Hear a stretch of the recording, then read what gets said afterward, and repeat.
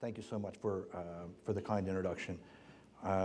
Would like to thank everybody for having me present our flag, my flag collection to you all. As you can see, I have a variety of very unusual flags here. Most people ask me if I'm a flag collector, and I really say I'm not. I collect American artwork at its best. I have a few things I'd like to cover before I get started on my flags. It's sort of hard to be surrounded by this beautiful red, white, and blue without also starting with a Pledge of Allegiance. So if you'd be so kind, may I ask everybody to stand up and join me in our Pledge of Allegiance. You can pick what direction to look. You can't go wrong. I pledge allegiance to the United States of America and to the republic for which it stands, one nation under God, indivisible, with liberty and justice for all. Great, thank you. I have two other quick things to cover first. One is a safety message, and the safety message is really for me. During my talk, I'm going to be opening up some flags, and some of the times I will be putting them on a table. Some might even hit the floor. So as a safety measure, I thank you gentlemen for not jumping up and punching me out if the flag happens to hit the floor. Secondly, there's always a lot of questions. You're going to see some flags that you're going to immediately say the flag doesn't look like that, and there's a lot of why. I will be going through my speech, and at the end I will have time for a question and answer. And I invite you all to think of anything you would like, and I'd be happy to stay as long as I can answer any questions about our flag. I also am an advocate of American history, and it's pretty hard to look at all these flags and not also try to relate it to American history. So I'm going to delve into American history first for a few minutes and then tie into our flags. So most people, I'm going to ask about America's birthday. Now, a lot of people will think of America's birthday and they will say July 4th, 1776. Some other people will say July 3rd, and there'll be another group that'll say July 2nd. But around that period of time, 2nd, 3rd, 4th, can I have a show of hands? Does everybody who agrees with that those few days could be viewed as being America's birthday? You guys, generally speaking, agree with that? I think majority do. Okay, now I'm going to sort of disprove that theory. Are there any faculty members here? Are you married by any chance, sir? 45 years. Great. May I ask you, what was your wedding date? September 17, 1970. What was your engagement date? Okay. Okay. That's a very typical answer, the way it usually comes about. Most people will not remember their engagement date, but they will remember their wedding date. Now, liken that to American history to the Declaration of Independence. The Declaration of Independence is actually a very whiny document. If you were to read that, it basically is, King George, you're bad, you're a meanie, we don't like you, we're leaving. It's a whiny document. Very important because it got us on the path to where we are today. But liken that a little bit to the engagement. You really don't, the engagement in many ways doesn't mean anything until you accomplish what you plan on doing. The wedding date is a far more important date. Does anybody know what the wedding date of our independence was? Because if you got engaged, using that as an example, of July 4th, we actually won the war, and that was the Treaty of Paris, and that was September 3rd, 1783. So think of it again as far as a marriage. The more important date is when we won the war. So in fact, our country is actually 7 years younger than our government says it is, because we are looking at July 4th, 1776, when really it should be in 1783. So we wind up now becoming independent. For the first time, we truly are the United States of America. We ran under the Articles of Confederation for another 5-6 years. And technically, we were the United States of America, but really, we were 13 independent countries united as the United States of America.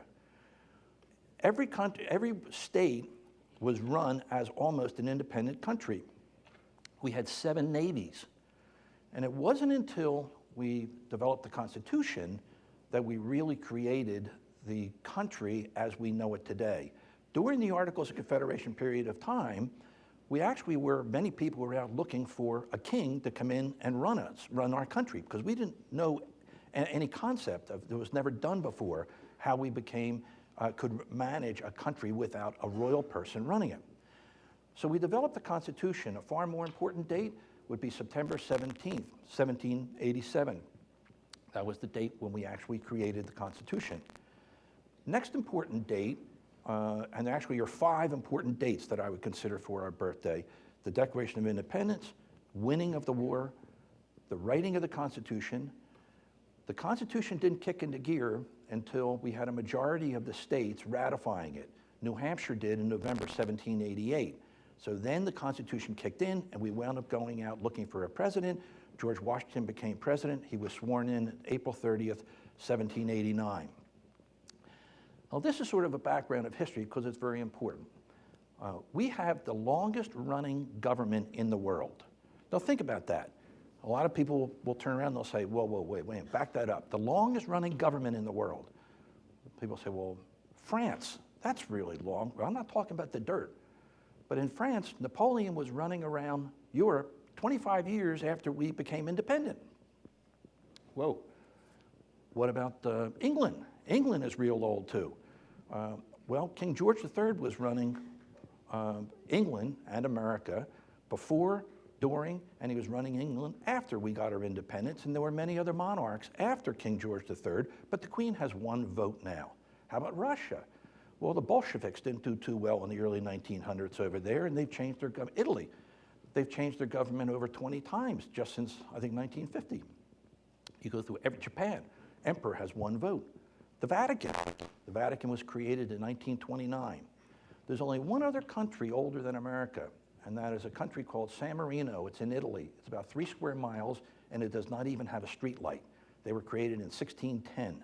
Other than that, America has the longest running government in the world, and it's because of our Constitution.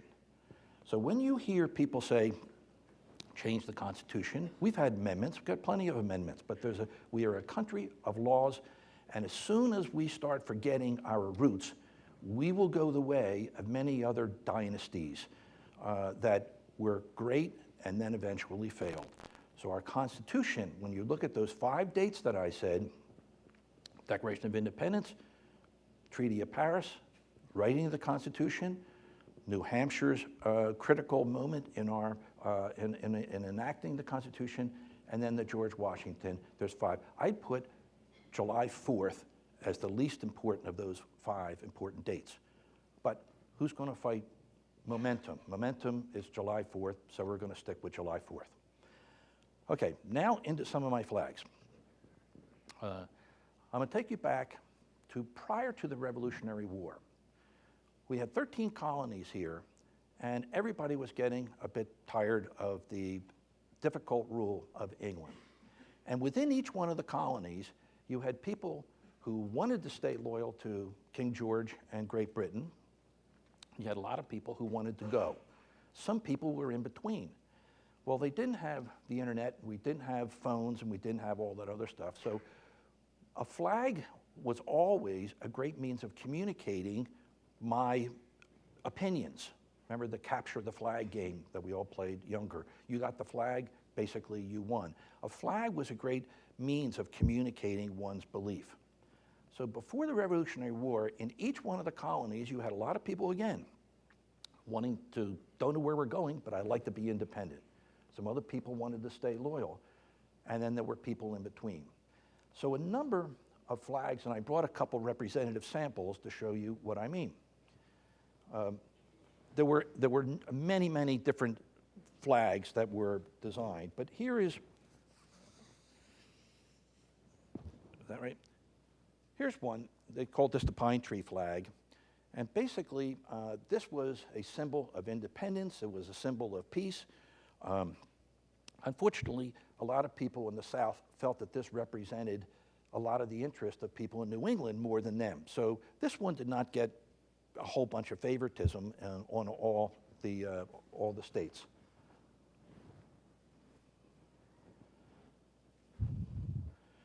This was another popular one.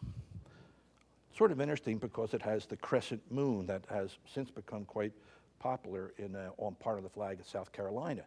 But this was another rallying flag that came out. Again, it was popular and it was continuing the message, but this was one of maybe 20 or 30 different versions of this. You also had, don't ask me why, but you had some with snakes on it. This isn't the first one. We got this one out. There were 3 flags with snakes on it. This is not the first one either, but this one actually was Benjamin Franklin took this symbol of the snake, and there's one I'll show you in a minute that was a whole snake. And this was a little bit, I guess this might have been the first level of the Tea Party, when you start having a snake and like, don't mess with me. Independence. Benjamin Franklin, in his Poor Richard's Almanac, showed the snake cut into 13 pieces, basically saying, not only drawing upon the attitude of we are going to be independent, we can do it, but we actually we are not as strong if we are apart as we are when we are all unified. There were 3 versions of the snake flag. Here's another one. This was actually around the same time. This one has been recycled as being more popular with some of the latest political movements. But then, as we got closer to our independence, oh, here I did have the 3rd one. It was hiding in there.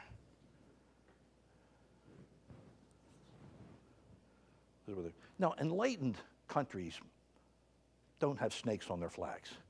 So this was not something that was really designed for, I think, the long term. This was more like get this movement started. But then a flag came out, and this is a very, very important flag. This is called the Continental Colors, or the Grand Union Flag. It has alternating red and white stripes, 13, and it has what they call the British Union Jack up on the upper left-hand side. This is called the Place of Honor, the upper left-hand side. And this is the double cross of St. George and St. Andrew. It only has 2 on here because Ireland, St. Patrick, was not added to it yet. But if we had a peaceful transition from Great Britain, this is what our flag would look like today. There's only one that has survived. I had it for about 20 years and I sold it to a friend of mine. But this is the mother of Betsy Ross's flag. And again, if we had a peaceful transition, this is what our flag would look like today. Now, the war breaks out. I'm going to come back to this one in a minute. The war breaks out, and a year after the Revolutionary War starts, a guy named Francis Hopkinson goes to the Continental Congress. They're busy running the war. He goes to them and he says, this is really nuts. We got a real problem. We're fighting the most powerful country in the world. They've got uniforms and they got guns. They've even got helmets. They got fancy this. They got fancy that. They even have food. We don't have food. Shoes. They even have a flag. We don't even have one. Let's get a flag. So the Continental Congress is busy. They say, great, go get us a flag. So he runs out and he takes this flag and he goes to Betsy Ross and he says, take that British thing off and put a blue field and white stars in there. And he runs back to the Continental Congress. Now, there's always a question about Betsy Ross. Did she or did she not make our first flag? Well, we do know that Francis Hopkinson was charged with the mission to getting a flag. We do know that he wound up going over to Betsy Ross. We do know that he came back sometime later on with a flag, and we did get a bill from Betsy Ross. So connect those dots, I guess, is a pretty good thing that Betsy Ross did it. So he goes and he says, takes this thing, British thing off, put a blue field and white stars, which he does. Now, I wasn't there at the time, but rumor has it that she said, well, here's the price. How much is it going to cost? How much is the price? He says, oh, that's too expensive. You can't do that. Can you make it a little less expensive? He was already doing value engineering back in the 1700s. So she says, well, I could do the flag with 5 pointed stars. He said, well, how's that going to change the price? Simple. She takes a piece of material, she folds it 2 or 3 ways, one snip, opens it up, it's a perfect 5-pointed star. Now, I've tried that a couple times, and I've cut my finger every time. I can't do it. But it's very simple to go do that. And that's sort of an important point about how and why we got a 5-pointed star. Because a 5-pointed star is not really a star. It's called a spur or a row. A 5 or a 4 point is called a spur or a row. And a spur or row is down on your feet, down on the ground. It's cytonic. A star has 6, 7, 8, 9, 10 points to it. So we wound up with this flag, and he comes back to the Continental Congress, and he says, here is the flag. And this is one of the more important designs of a 13-star flag. They say, great, mark it down. So with this flag, we have our first flag resolution. The first flag resolution basically says, the flag of these United States shall consist of 13 alternating red and white stripes and a blue field and white stars to represent a new constellation. Do you see anything in here about the dimensions? Do you see anything about how many points are on the stars? Do you see about a layout? You see nothing about that. But they went, thank you very much, get it done, we got a war to run, get out of here. So our first flag resolution was June 14, 1777, a year after we started the war. So here is our first flag resolution. Now what we do, this is written up and it's sent around, not very quickly, but it's sent around to the other colonies. And they in turn say 13 alternating red and white stripes, blue field, white stars to represent a new constellation. Oops, wait a minute, that's the Bennington one. They make this flag. This is called the Easton flag. This was made actually in Easton, Pennsylvania, and it became a very, very famous and important flag. But it is exactly what the first flag resolution says. 13 alternating red and white stripes, blue field, white stars represent a new constellation. But look at it. You got 7 points to the stars. This flag still exists. It's in a museum. But this is what they call its bast backwards, as far as what we know. Well, finally, some pictures and some graphics came in, but there still was no change to the flag resolution. I'll put that one up in here. So now what we do is that we have a flag. It's described. We don't know if the original Betsy Ross flag had the stars in a circle, 2-3-2-3 pattern, 4-5-4. We don't know. That flag went poof. So we win our independence. We now are, George Washington is president. I'll digress for 1 second. George Washington, I hate to ruin somebody's history lesson, but George Washington was our 9th president. George Washington was not our first president. The first president was when we won the war, and there was a guy named John Hanson. John Hanson became president of the United States of America when he was president of the Continental Congress, and when we won with the Treaty of Paris, he became the first president. George Washington was actually our 9th president. Now, he was a very important 9th president because then the country had really kicked into gear. But there was a lot of comment that the red and white stripes originated from George Washington's family coat of arms. It was silver and red stripes or white and red stripes. And that is what most people are saying are the genesis of the red and white stripes. So now we have a country, we got our flag, even though it's ambiguous what it is. Vermont decides they want to join the Union. So Vermont comes into the Union, and they become our 14th state.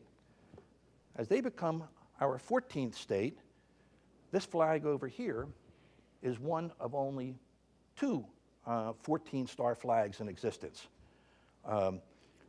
This is all made out of what they call linsey-woolsey.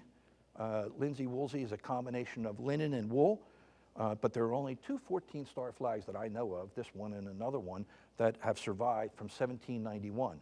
But it's also interesting because there are 13 stripes and 13 stars. The,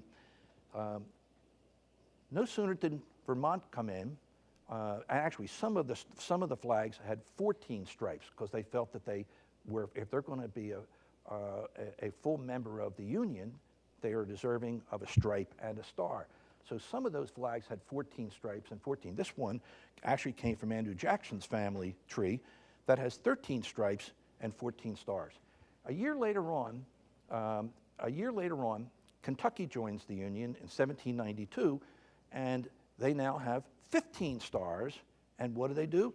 Some flags had 13 stripes, some had 15 stripes.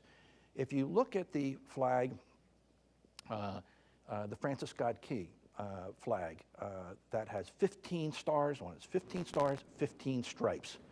And I'll digress for 1 second. At Fort McHenry, when Francis Scott Key wrote that thing, his great poem, the flag that is in the Smithsonian is the Francis Scott Key flag from Fort McHenry, is 42 feet by 64 feet long of heavy wool on a flagpole. Not a chance that thing was flying like he said. Cool, misty, damp, heavy wool. It was, boom, it was right on that flagpole. In fact, that was not the one that flew because the flagpole wasn't even that high. But you would have needed a major hurricane to have gotten on a dry day to get that thing going out. They had a second flag that was about 9 feet by 18 feet. And that's the one that Francis Scott Key saw.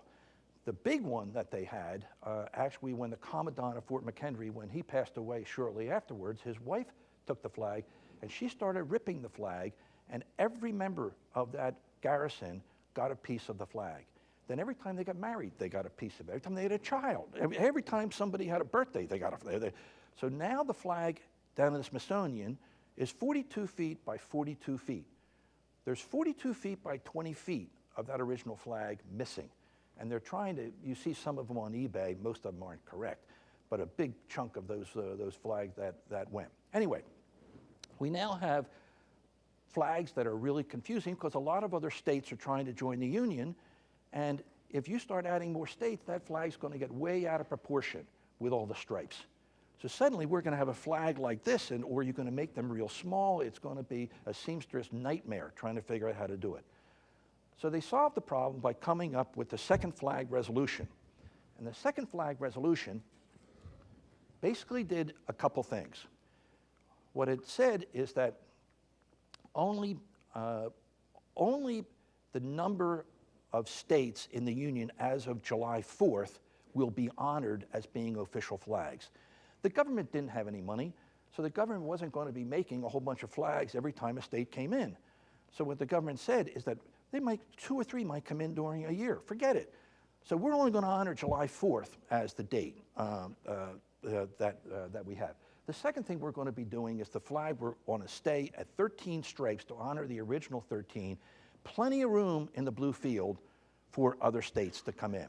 So that was basically the second flag resolution in the early 1800s. I think it was 1809 or something like that came in. So that was all it did. It still didn't say anything about the stars, the layout, the pattern. It didn't say anything about anything else about the design.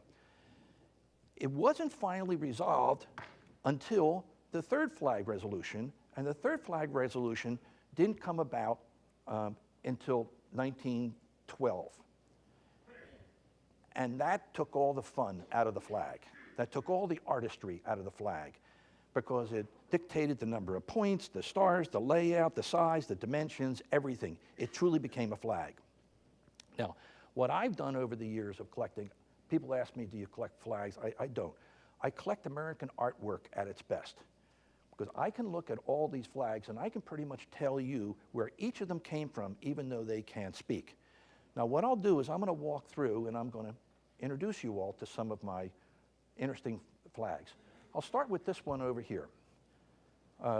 Actually, everybody that has a $1 bill in their pocket, why don't you take out the $1 bill and turn it to the back side?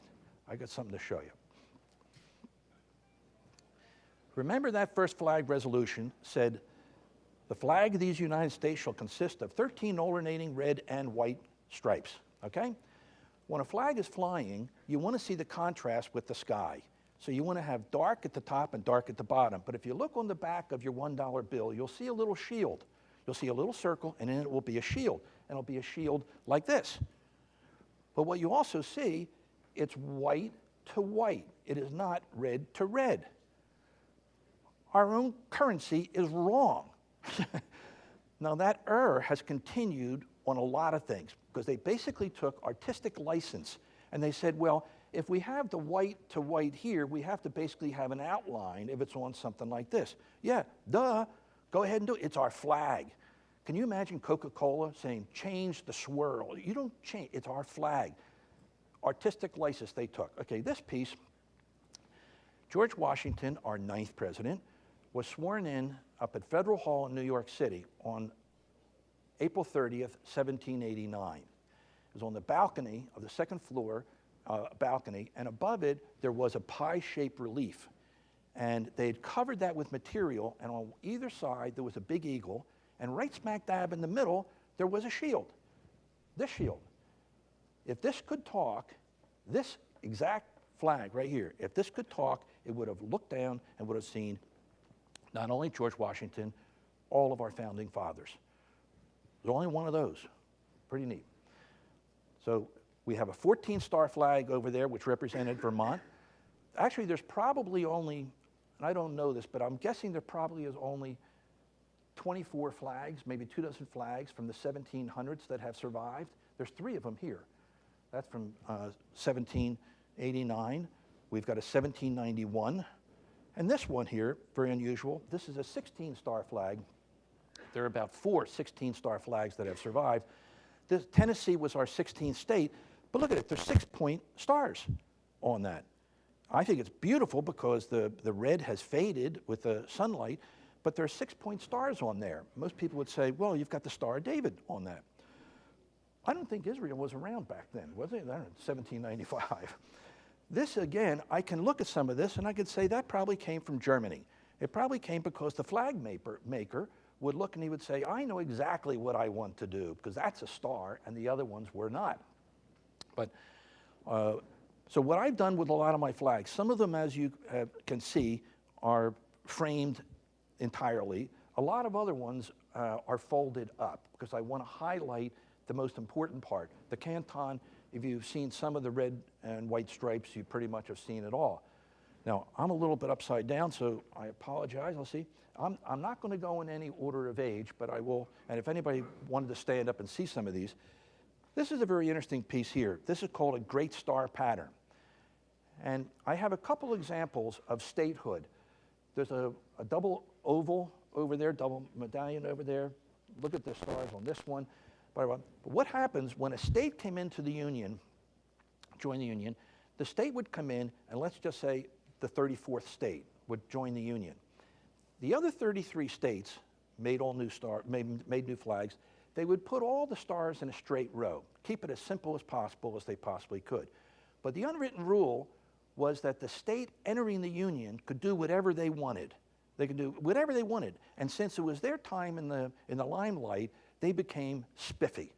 So when I see something like this is just not a 35-star flag of the 35 states. Who knows where it came from? Could have come from Pennsylvania. I know for a fact this came from West Virginia because they were the only ones that basically had the right to go do something fancy. Now here's another question, speaking about West Virginia. We have a North Dakota, South Dakota, we have a North Carolina, South Carolina, we have a West Virginia, and we have, where's East Virginia? Anybody know why we have a West Virginia, we don't have an East Virginia? Oh, come on. Okay. The Virginia seceded from the Union during the Civil War.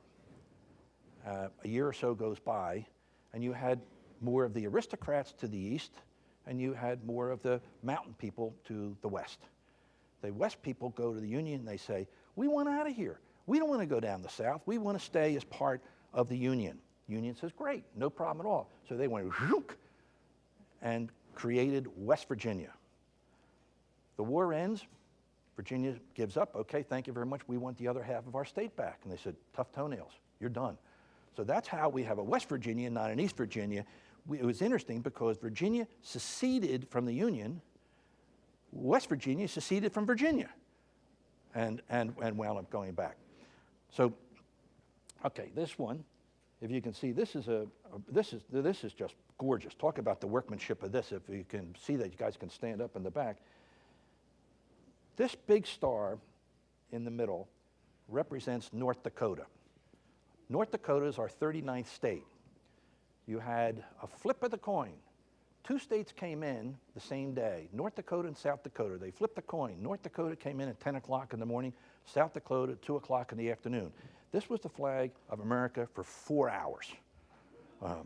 But look at the workmanship. Look at the beauty. I mean, this is what I call American artwork at its best. I have another one over here. This one is a Civil War piece. It's interesting because it's resting on red. The blue canton is resting on the red. Afterwards, if somebody wanted to come up and you can see what this means, and I actually have some pamphlets here that will describe a lot of what I'm talking about, but the blue is resting on red. That's called the war stripe or the blood stripe. So when the nation is at war, they took the blue down to symbolize the blood is being shed at the time. Now, I will look at some flags and I'll see that it's resting on red. And I count the stars, and there wasn't a war going on then. So we all know, we've heard about stamp collectors, that you get a stamp and it's upside down, you know, or the coin is stamped twice. And people like Ers actually become of a greater value than it being done correctly. So I'll look at the flags and I'll see it's resting on red, time of war. You look at the number of stars and you say, there wasn't a war going on then. Well, it was either a mistake or they put more stars onto the flag, because it's easier to put a few more stars on the flag than it is to make a whole new flag.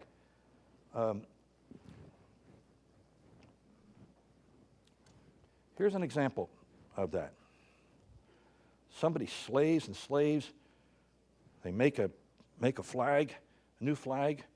Her husband comes home, says, I got a new flag, honey. She says, great. Problem is there's 2 more states in the Union.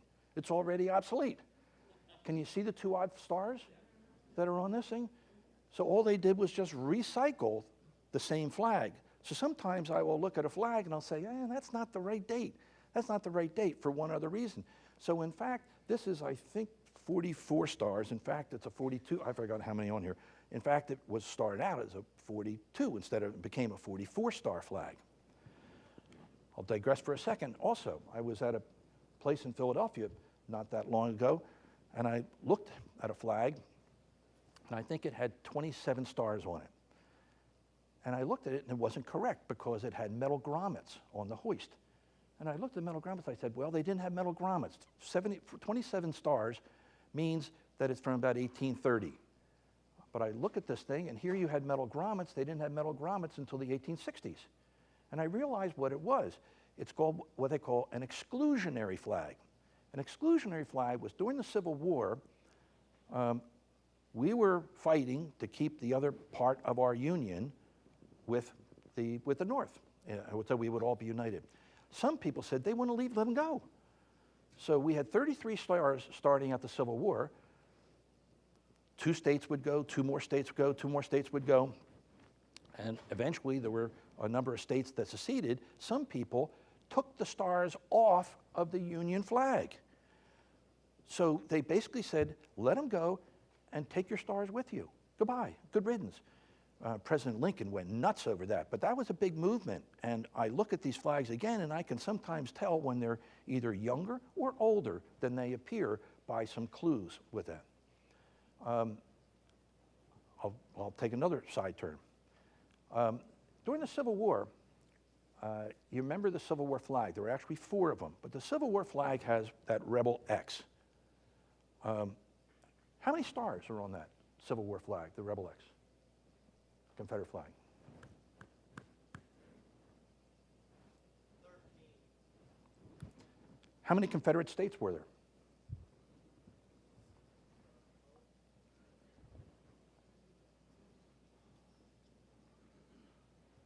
Well, even just brave enough to raise your hands. Here's something for you. Come on up. There were 11. There. Whoops. I'm sorry. Good. There. He was sleepwalking. Okay. There were only 11 Confederate states. With 11 Confederate states, why do they have 13 stars on the Confederate flag? There were 2 stars awarded because the states represented a lot of sympathy to the Confederate cause. It was Missouri and Kentucky. So Missouri and Kentucky had stars on the Union flag. They had stars on the Confederate flag. All right. Let me go back through my introduction of introducing of some of my flags. Where am I? So this is a Civil War piece. This is I think 37 stars. 37 stars. Very unusual. It's a boxed square. I thought that's a very unusual. You don't see that pattern. This is a double medallion. Beautiful. I started collecting double medallions, double ovals, I'm sorry, with 2 points in it, and I started a whole nother collection. I thought, what am I doing? With a whole nother collection. This is an interesting flag that I like very much. I don't know if you can see it with the light glare, but this is another Civil War piece. And this, what they call basically a starry pattern. It's a starry pattern because all the stars are different sizes. They're doing what they call dancing. They're dancing and that they're twisting and they're turning and they're all over. So this shows an awful lot of pride. Beautifully executed, beautifully made flag. Again, another Civil War piece, not unlike this. This was another thing that you would do. You would have a cane and you would be able to parade. And this was most likely First World War era. And you could go like this. This is another one of the mistakes that I said that most people would look at and they would say, this one's all wrong. Not interested. From a flag collector's viewpoint, this is outstanding. This has 12 stripes. It has 12 stripes, starts with white, rests on red, and the canton is on the upper right-hand side, backwards. But if you look on the other side, there's no stars on the other side. So this was basically a one-sided flag, and it was actually meant to be displayed this way. It's called a judicial flag because it was meant to be displayed vertically. They didn't even bother putting stars on the other side. This is from the early 1800s. I have no idea. I have no idea why the flag maker made the flag this way. But from a flag collector viewpoint, not only is this a beautiful flag, but there's everything wrong with it, which is, again, great, beautiful. I think I've gone through most of my flags. I have got a couple other ones. This was right after the Revolutionary War. It's called the Bennington flag. Became a very famous one. They were trying to make this into the American flag as opposed to, they were trying to formalize this one into the flag. Very important. Interesting, it's got white to white. This one is also backwards, but it's got 8-point stars to it. This was a beautiful one. I'm working with a group now trying to design a flag for our 250th birthday, sesquicentennial. Say that 10 times real fast. But it's going to be a new flag that they're trying to propose that would actually have 250 in stars. It would be 1776 and 250 all in stars. Don't know how that's going to come about. After the third flag resolution, it's very hard to find handmade flags. I brought this one because I thought this one is folksy. It actually is quite new. Let me get this thing off. It's a 48-star flag. But look how unusual that is with the canton the way it is. Instead of 6 rows of 8, it's got 8 rows of 6. So I would typically not bother with a 48-star flag because I get all the time people say, I've got a really old flag, really old flag. I said, really? Gee, I got a really old flag. Really, this is very valuable, very old. Again, nobody beat me up in here. I got a really old flag. I said, well, let's start with the number of stars. 50 stars. I said, okay, thank you, forget it. But a 48-star flag I wouldn't be overly interested in, other than I had to be tempted for that one because it was so hand-done and so unusual. I have another one that's quite fragile.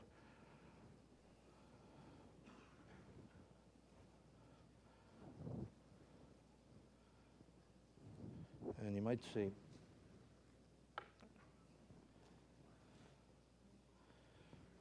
and this is what sunlight does, but this one's beautiful. This is from the Indian Wars. As you can see, it's resting on red, but this was and is still a beautiful flag, real fat stars, Pillsbury Dough flag, stars, but look what the sun did to this.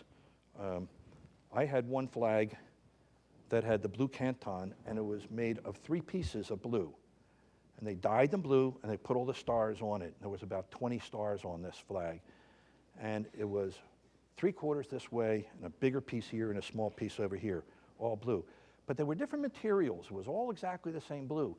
But the sunlight kept, the material kept the blue on one piece.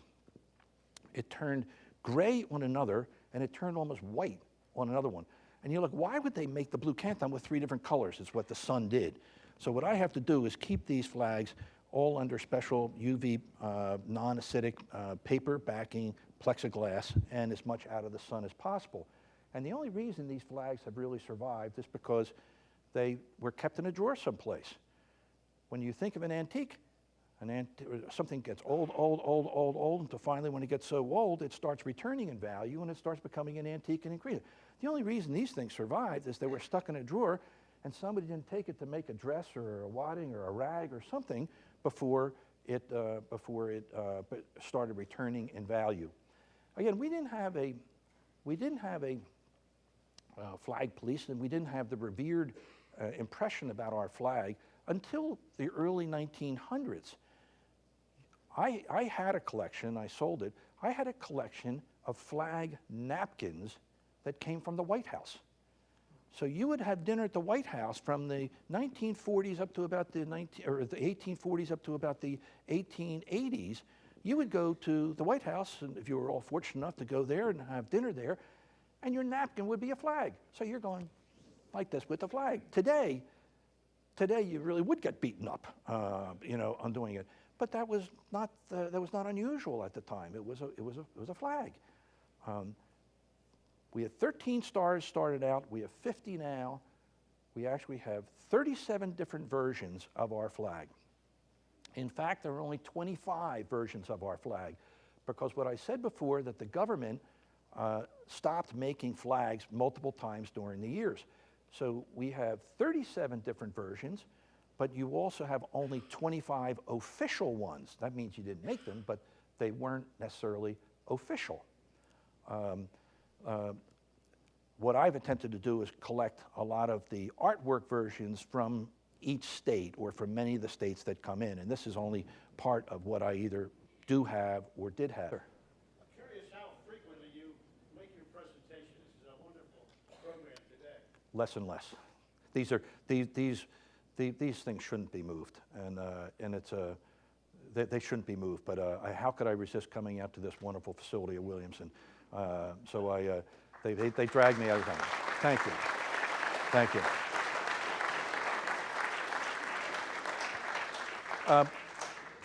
Professor Rounds, could I steal you for a second?